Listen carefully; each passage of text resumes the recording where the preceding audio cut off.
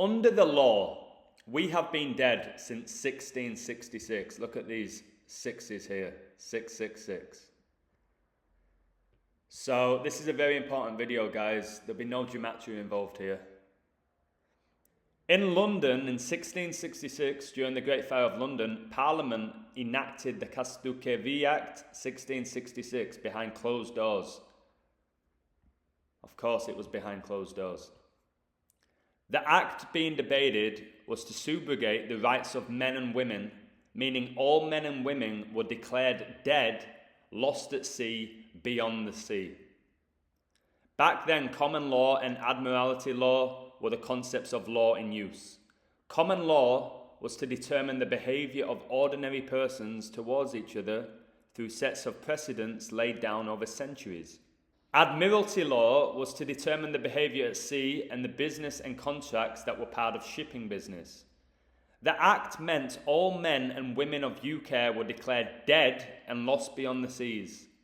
That is the reason you always need representation when you are involved in legal matters, because you are legally dead, guys. We are legally dead, and we all need to know this. We're being played by the system. At this point, the state took custody of everybody and their property and declared it put into a trust which the state owned. The state declared itself the trustee, holding all the titles to all the people and all the property, until a living man comes back to reclaim those titles.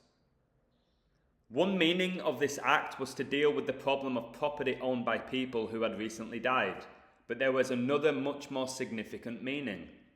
What followed was that the law of the sea and the contracts came into the public space.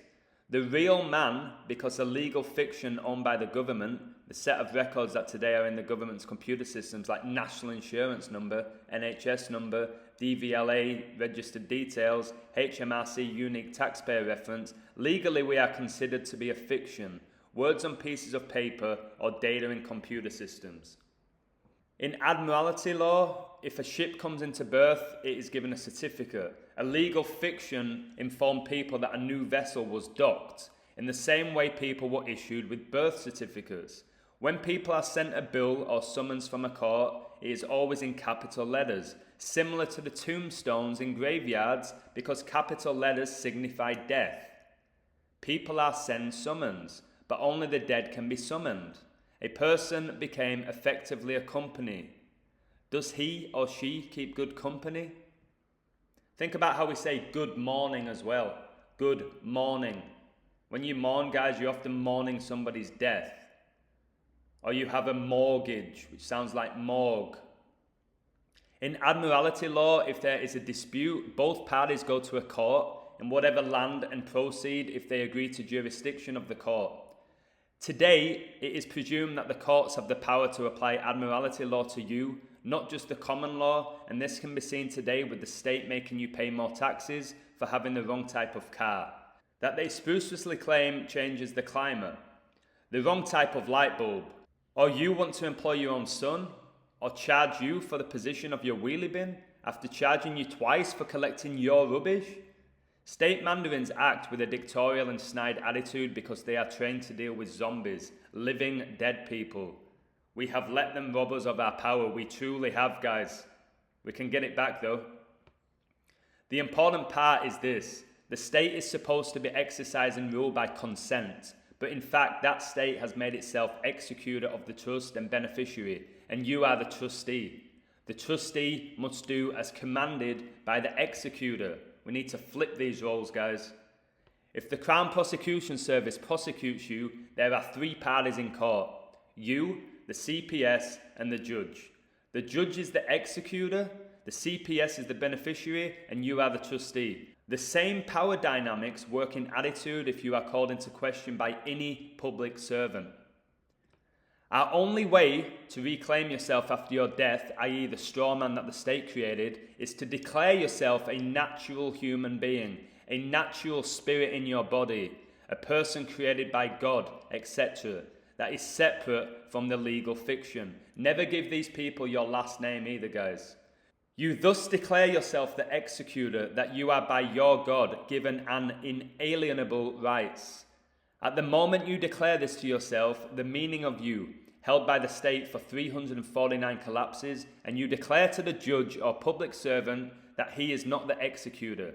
He is a public servant paid by you, and you are the executor, and the matter shall be dealt with under your jurisdiction, not his. Get your power back, guys. In any engagement where the public official wishes to bring on you a liability or penalty, and where you have not trespassed in common law, the legal fiction is always guilty in terms of presumption. We are all operating in admiralty mode, guys. A submission to authority, an acknowledgement of authority, a question of the matter, not the jurisdiction, or not a guilty plea, or any plea admits jurisdiction. To remain in honour, you have to accept a claim and settle, discharge it. I accept on proof of claim and proof of loss. This gives the liability back to them. I am not the legal fiction. I am the person himself. I am here. I am back. And I am claiming back my rights under common law. Guys, we are currently legally dead if we keep playing along with this beast system. Part of the reason why people have developed such a crazy world where we have nearly blown ourselves to bits is because we started to believe we were dead. We started to do and believe exactly what another legal fiction, a political media machine, told us. Many people believe in the legal fiction over themselves as the real person. Last week, the newspapers reported that a woman had killed herself over what the media had said about her. She killed her real self over some controversy about her legal fiction. People refuse to believe what they see with their own eyes and only what the legal fiction says. Many people are closer to the legal fiction than to their sons, daughters, and parents, and they trust the fiction over what is right and what is wrong. Fiction has become truth, and truth has become fiction, guys.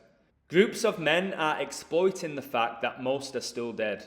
All you need to do, guys, to become alive again legally is to declare to yourself that you are alive, and keep this in mind for any official interaction, dialogue, or proceedings. We are not human beings. We are spiritual beings. Right now, we are all legally dead because we don't understand the real law of this universe. So, some essential information here for you. We are not given our name when we die, our name gets left behind. This means the name given to us is not ours, meaning it is a separate entity. When a name gets committed or agreed to onto a form or forum, it gives the name form. When this happens, that separate entity is given life, in which it only lives on paper, formed on a flat piece of surface.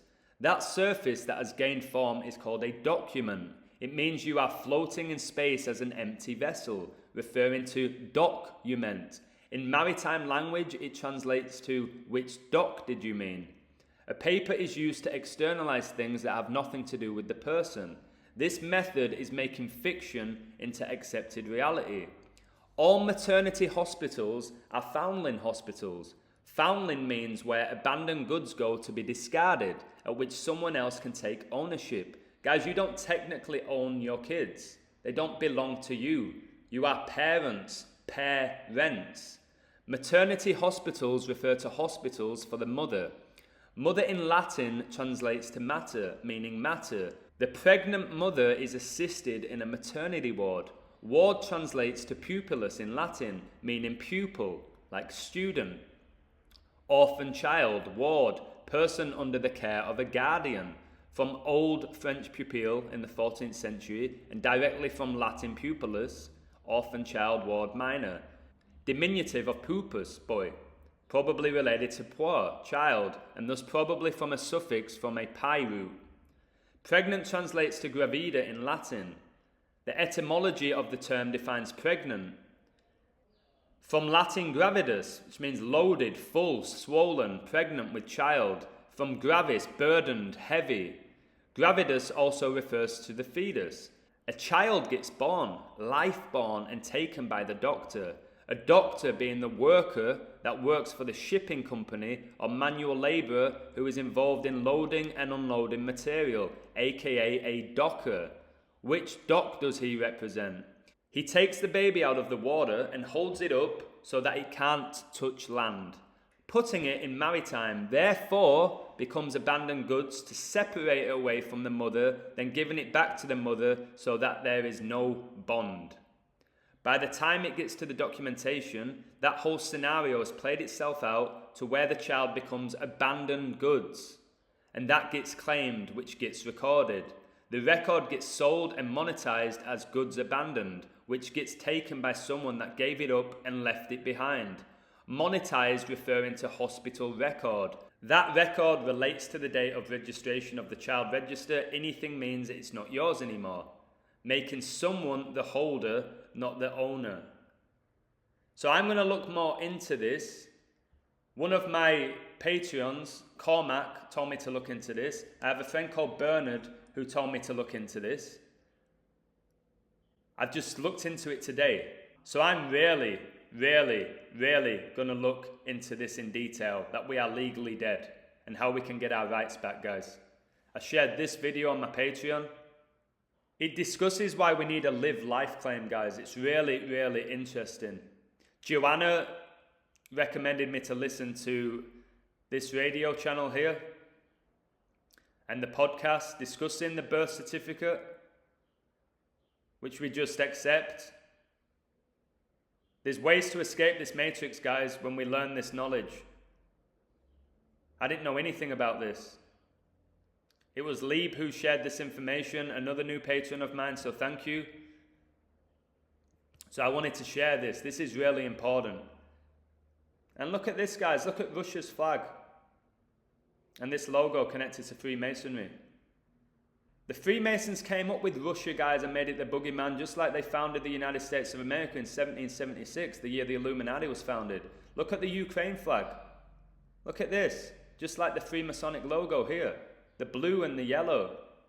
It's probably one of the reasons why the LA Rams won the Super Bowl, who were wearing blue and yellow, guys. Snoop Dogg wearing his blue and yellow whilst he was performing at the halftime Super Bowl show.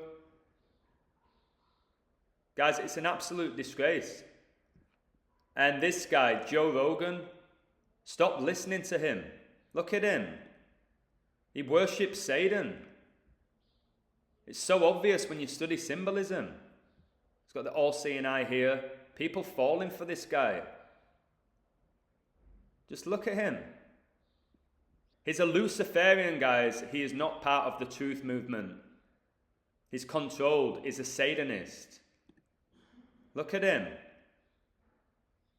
He sold his soul, guys. He sold his soul, and you think you can have a successful podcast on Spotify and YouTube without selling your soul? You can't. You can't, guys. This world is run by Nazi Satanists. It is. And they were the people who came up with these laws. They've enslaved us, guys. They've enslaved us. And we're oblivious to it. We really are. Canada's Deputy Prime Minister, Chrystia Freeland's grandfather, was a Nazi, and she admires George Soros. It's no surprise she's labelling freedom-loving Canadians terrorists. Okay? Enough's enough now. Like I said, I'm good at decoding sports. I'm very good at decoding sports. Went 2 for 2 yesterday. But this stuff's way more important. We need to get our rights back. We are spiritual beings, guys, not humans. Technically, right now, we are all legally dead. It's why we need representation when we go to the courtroom.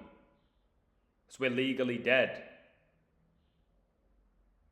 So, listen, I wanted to share this information. Please leave any comments if you've got additional information. I'm going to keep looking more into it. I'm not claiming to be a lawyer, but I do care about us all, guys. And I just know we've been screwed. We've been screwed our whole lives from birth. And I would say the majority of the world are completely oblivious to it. Cheers, guys. Much love, and thank you for supporting my work.